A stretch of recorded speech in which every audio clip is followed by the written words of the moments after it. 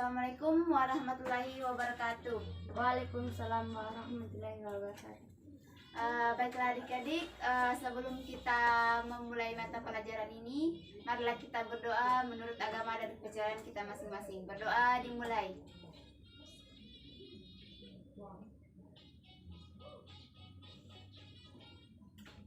Berdoa selesai. Bagaimana kabar adik-adik? Apa sehat? Sehat. Alhamdulillah. Baiklah adik-adik, di sini kita akan masuk mempelajari materi tentang alat-alat pernapasan pada manusia.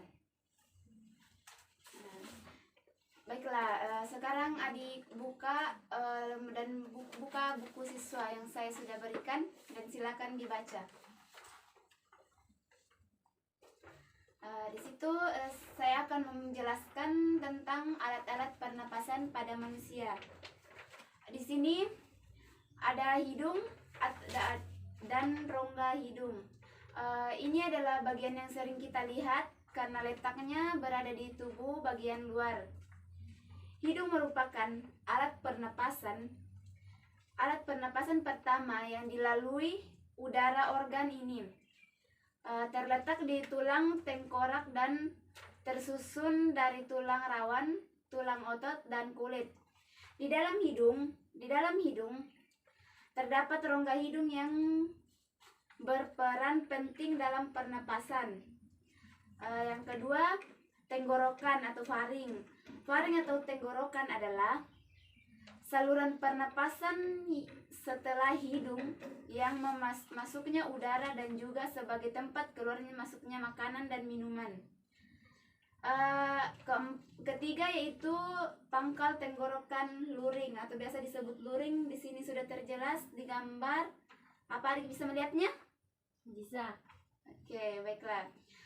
Ini pangkal dari tenggorokan berfungsi sebagai pencegah masuknya benda asing yang masuk dalam sistem pernapasan manusia yang dikelilingi tulang rawan. Selanjutnya yang keempat itu trakeak.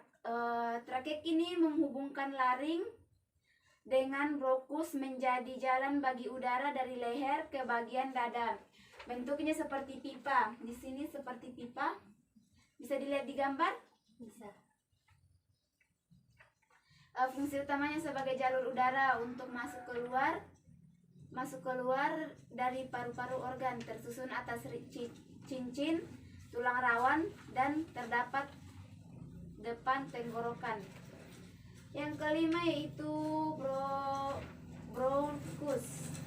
Sudah dilihat di gambar? Di sini ada terletak di sini bronkus. Bronkus ini cabang bronkus semakin jauh cabangnya semakin mengecil halus dan dindingnya semakin tipis. Fungsi ialah sebagai bagian yang menghubungkan udara yang mengandung oksigen untuk masuk ke dalam paru-paru. Yang ketujuh, paru-paru. Paru-paru merupakan organ vital pernapasan yang membungkus oleh lapisan bernama pleura. Letaknya berada di tenggorokan dada di atas fragma. Bentuknya mirip seperti spons dan terdiri dari dua bagian yaitu kiri dan kanan. Paru-paru kiri hanya memiliki 2 segmen, sementara paru-paru kanan mempunyai 3 segmen. Saya sudah membagikan gambar cara kerja paru-paru dan saya akan menjelaskannya bagaimana cara kerja paru-paru. Bagaimana keadaan udara saat kita menarik balon pada botol, apakah masuk atau keluar, lewat mana jika ia masuk atau keluar. Di sini saya menjelaskannya saat karet balon kita tarik, maka udara akan masuk melalui sedotan pada tutup botol. Kemudian balon akan mengembang, yang menandakan jika paru-paru berkontraksi, udara masuk, ia akan mengembang. Berbeda saat reaksi udara keluar dan balon akan mengempis. yang terjadi jika pada balon jika karet bagian ditarik ke bawah. Jika balon ditarik ke bagian bawah, balon akan berada dalam botol kaca akan mengembang. Ketika juga balon tertutup ditekan ke dalam botol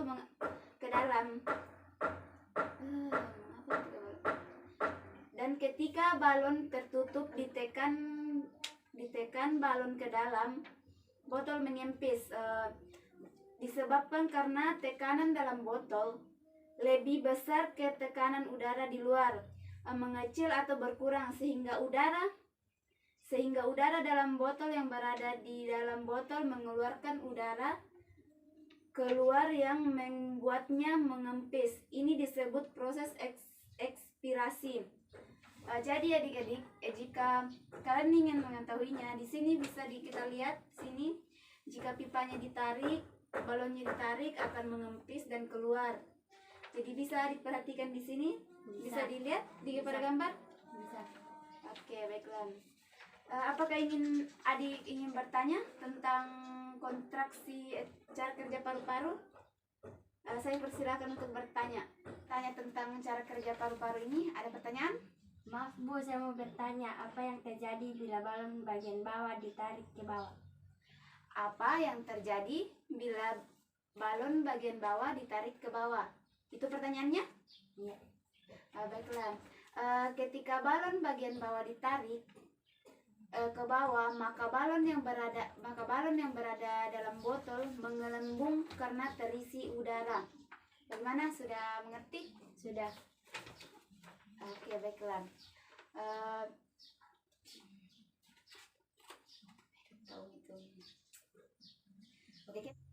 Jadi dalam sistem pernapasan manusia ada proses inspirasi dan ekspirasi, yaitu pengambilan udara, pernapasan dari udara bebas untuk masuk ke dalam tubuh atau paru-paru, serta mengeluarkan gas sisa udara ke udara bebas. Pengambilan udara pernapasan ini dikenal dengan inspirasi, sedangkan pengeluarannya dikenal dengan ekspirasi. Baiklah, sampai sini saya sudah menjelaskannya. Apa bisa dipahami? Bisa. Baik, oke. Adik-adik, adik-adik, di sini saya akan menjelaskan gangguan pada sistem pernapasan.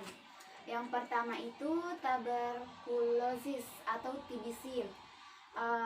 Ini disebabkan oleh bakteri Mycobacterium tuberculosis. Bakteri ini menyerang paru-paru menggunakan proses difusi oksigen.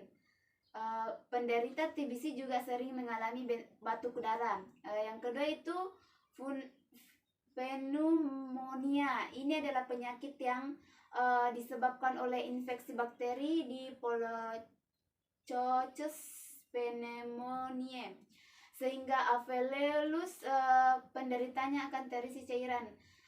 Yang ketiga itu asma. Asma kan sering sekali biasa terjadi kepada kita.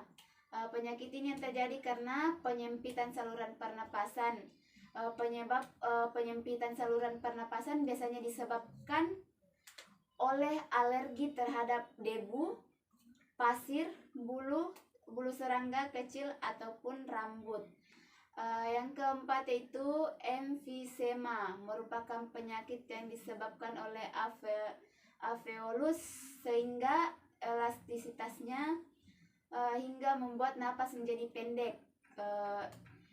Emfisema disebabkan karena kebiasaan merokok, polusi udara dan polusi asap rokok.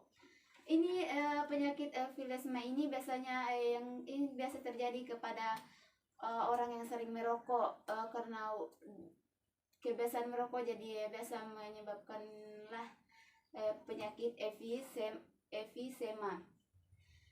Baiklah, di situ adik bisa mengerti. Saya hanya menyebutkan 4 itu dari gangguan penyakit. Baiklah, di sini ibu akan memberikan soal. yang adik harus kerjakan. Saya akan memberikan waktu untuk mengerjakannya. Baiklah, ini soalnya bisa dilihat. Ada yang soalnya ada. Bisa. Oke, baik, bisa dikerjakan? Bisa. Ya, oke, kerjakan dulu ya. Saya beri waktu 5 menit lah. Ya, silakan ditulis. Sudah ada pulpen disediakan dan bisa dikerjakan.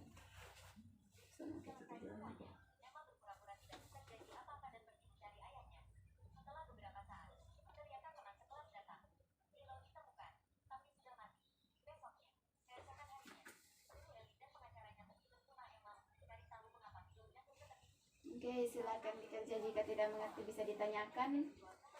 Ya, kerja-kerja nih.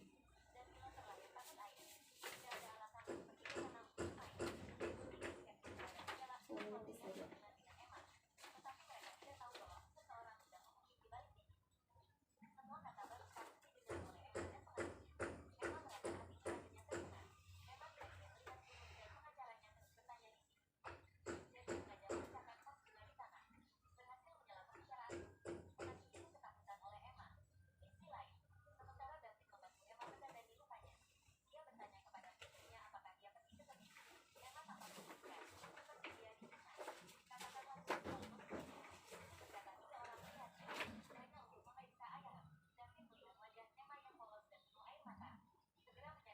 Jika ingin ada yang tanyakan bisa ditanyakan ke ibu apa yang tidak dimengerti.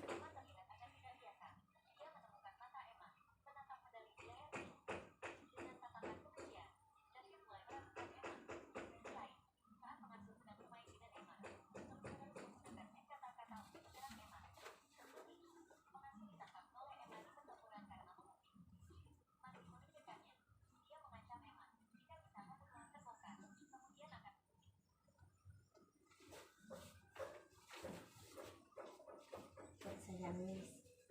Ya.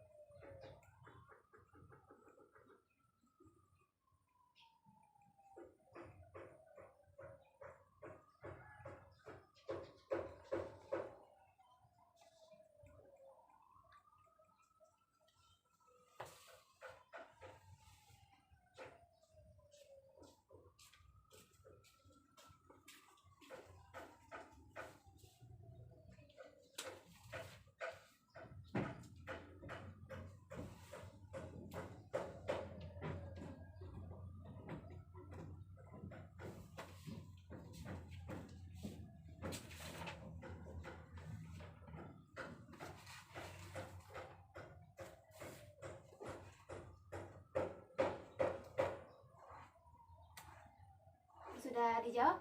Sudah. Oke, baiklah. Masih saya lihat bisa diperiksa. Capek guys.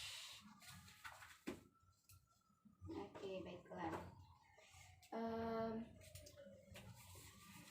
Dari materi yang tadi ibu bawakan, apakah sudah dipahami? Sudah. Oke, baiklah.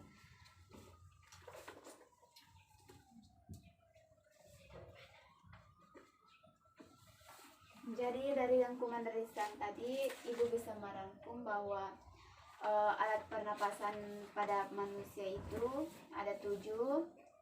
Apa semua tadi? Hidung dan rongga hidung. Kedua, tenggorokan atau faring. Keempat, pangkal tenggorokan atau luring. Yang keempat, trakea. Kelima, bronkus. Dan keenam, bronkialus. Dan ketujuh, paru-paru. Di situ juga terdapat cara kerja paru-paru. Cara kerja paru-paru. Dalam sistem pernapasan manusia itu ada proses inspirasi dan ekspirasi, yaitu pengambilan udara, pernapasan dari udara bebas untuk masuk ke dalam tubuh atau paru-paru serta mengeluarkan gas sisa ke udara yang bebas. Pengambilan udara pernapasan ini dikenal dengan dua macam, yaitu inspirasi, sedangkan pengeluarannya dikenal dengan ekspirasi. Sampai sini sudah paham? Sudah. Oke, baiklah. Jadi di sini saya akhiri materi hari ini saya akhiri dengan ucapan wabillahi taufiq walhidayah. Wassalamualaikum warahmatullahi wabarakatuh. Waalaikumsalam.